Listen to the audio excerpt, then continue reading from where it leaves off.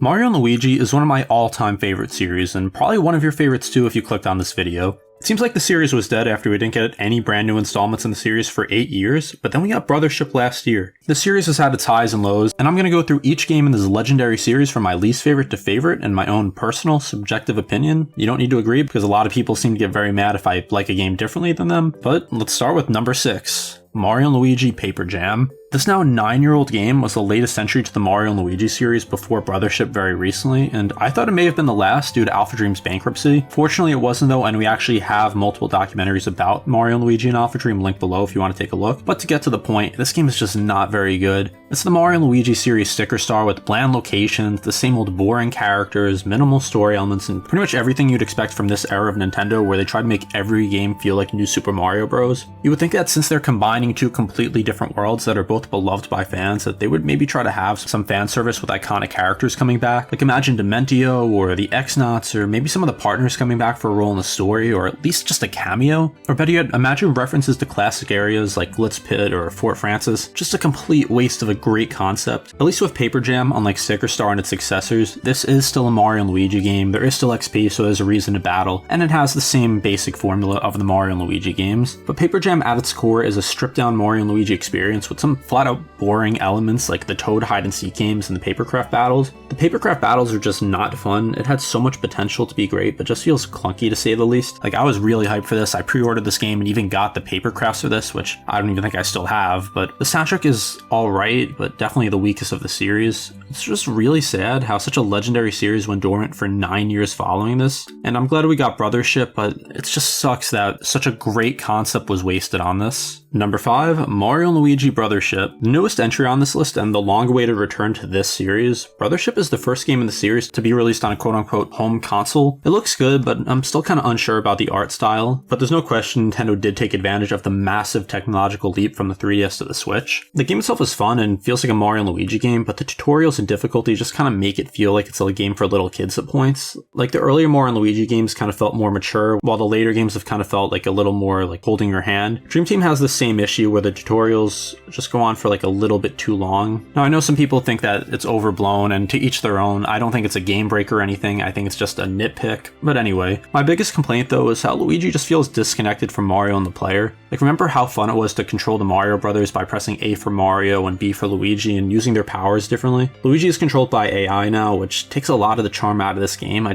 don't understand this decision. The NPCs don't have as much charm as the first 3 games in the series, and overall this is just a decent game that makes a few massive mistakes that bring it down severely. I still did enjoy it, and my opinion could change as time goes on. Maybe 5 years when I think about it more, I'll think this game was a disaster, or maybe I'll think it's a masterpiece. At least it is in the right direction. Like I said, I think Paper Jam was just a bad game, or at best mediocre. Brothership at least takes a lot of what made Paper Jam bad and at least improves upon it, if that makes sense. Like I'm not saying it does bad things, but it feels like it's kind of working its way back to the earlier Mario & Luigi games. Number 4, Mario & Luigi Dream Team. Dream Team was the last solid game of the series we got for a while, and it takes the Mario & Luigi series to a new perspective, which I do give it credit for. The Dream Worlds were a breath of fresh air for the franchise. The Dream battles just give so much more creativity. The Dream abilities are really fun to use, especially in combat. It is different from real world battles, as you have a huge group of Luigis to use in attacks, and I love this. This was easily my favorite part of the game. And also in the Dream World, you actually do fight as a giant Luigi sometimes, where you turn your 3DS to the side. And if that sounds familiar, that's because that was something in Bowser's Inside Story. That was actually one of my favorite parts of the game, so I'm glad it got to return for this adventure.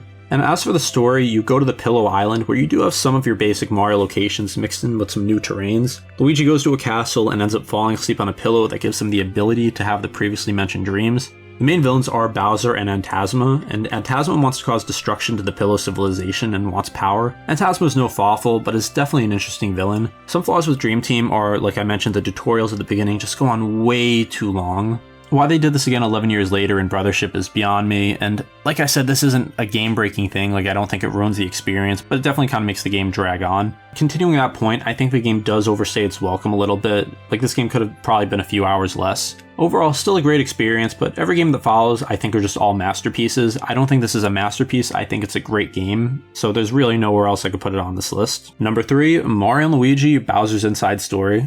I've seen a lot of people put Inside Story at number 1 on their list, and it definitely does seem to be the popular choice to be 1 or 2 on Mario & Luigi game rankings, but as you could tell, it's my 3rd favorite game in the series. Before I get to my full explanation of why it is 3 on this list, I just want to talk about the carrot minigame. I got Inside Story when it released back in 2009, and it was one of the first games I got at release, and having played both Superstar Saga and Partners in Time, I was really looking forward to playing Inside Story. Every day after school, I would continue to progress through the game until I got to the carrot minigame, which I was stuck on for like a month. I absolutely hated it. Anyway, for the rest of the game, I really like the concept of having both these worlds to explore, but I do think it could have been executed a little better, as I thought the Mario and Luigi sections were a lot weaker than the Bowser sections. It being in 2D does limit it, and I know obviously there's only so much variety that can be put in when they are stuck inside Bowser, but the overworld in Bowser sections is just so fun to explore, and I did enjoy the puzzles there better as well. It was a nice change of pace to have these Bowser battles added in to add some variety. The writing in Inside Story is also some of my favorite in the series, as Alva Dream also got to bring back some classic characters like Fawful and Popple while adding in a lot of unique faces.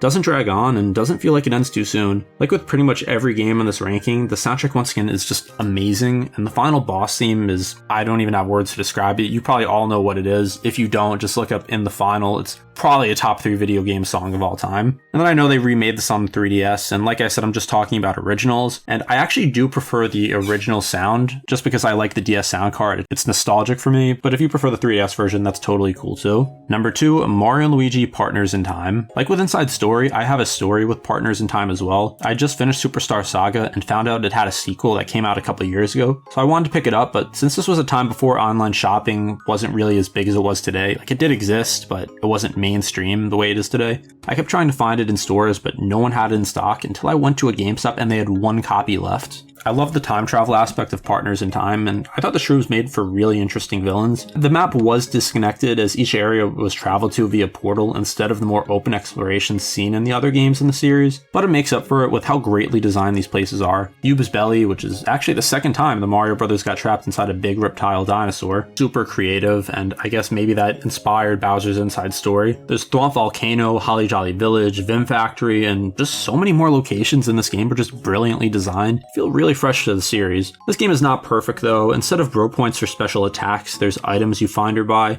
I think this system is a lot weaker than just having bros points. The pacing is off in terms of how strong you're going to be in relation to where you are in the game. You most likely are going to have to grind out some XP instead of just naturally progressing. And as for why Partners in Time is ranked higher than Bowser's Inside Story, even though that's a pretty unpopular opinion, it's as simple as that. This is a completely subjective list based on my enjoyment of each game. I just happen to enjoy Partners in Time more. If I was making an objective list, looking at every flaw, every pro of each game, maybe Bowser's Inside Story would be higher, but once again, if you're unhappy with this list, feel free to make your own. We can't control how much we enjoy games, and I just happen to enjoy Partners in Time more. Number 1, Mario & Luigi Superstar Saga. My favorite Mario & Luigi game, my 3rd favorite Mario RPG, and the first Mario RPG I've ever played. Like with the original Paper Mario, Superstar Saga started off this series with a bang. Every single successor has followed the same basic formula of Mario and Luigi traversing through an overworld using and getting new abilities like hammers, a higher jump, and a spin move to get across gaps. The Bean Bean Kingdom is a ton of fun to explore as it introduces so many new and quirky characters as well as brand new locations to explore. One of my personal favorites is Woohoo University, where the main baddies are the viruses from Dr. Mario. Like that's just something that would never be in a Mario game now, I feel like, because even though it's gotten better since the mid-2010s where everything was new Super Mario Bros. Enemies, it just doesn't feel the same. And also spoilers for a 20-plus-year-old game, this is where you fight Cackletta for the first time, which was a huge surprise. I was expecting to fight her at the very end, not halfway through. And yeah, you still do fight Cackletta at the end, but inside of Bowletta, but it's actually Cackletta's soul, which is a really hard boss fight, made even more difficult since the pros start with 1 HP each. And also, now that I think about it, there's been 3 Mario games where you get stuck inside a giant reptile. Maybe that's just a coincidence. The rest of this game is fairly easy, but the fights just feel so smooth, which is even more impressive considering this is the first game in the series on the Game Boy Advance, so the technology obviously is very outdated. I like with Inside Story, I just prefer the original version of this because the GBA sounds just hit different. Like if you don't have a Game Boy Advance or DS, you can't hear the original sound. You can look it up on YouTube, but it's not the same. And that's the list. Let us know your rankings in the comments, as well as rankings you would like to see us make in the future. And like I've said a couple times throughout this video, this is a completely subjective list based off my own personal enjoyment of each game. If I was trying to make an objective list, this would probably be different. All I ask is that you try to respect each other's opinions in the comments, since this is all for fun and it doesn't matter what other people think. This is all video games. I'm sure some of you have opinions that other people wouldn't agree with and would like people to respect that.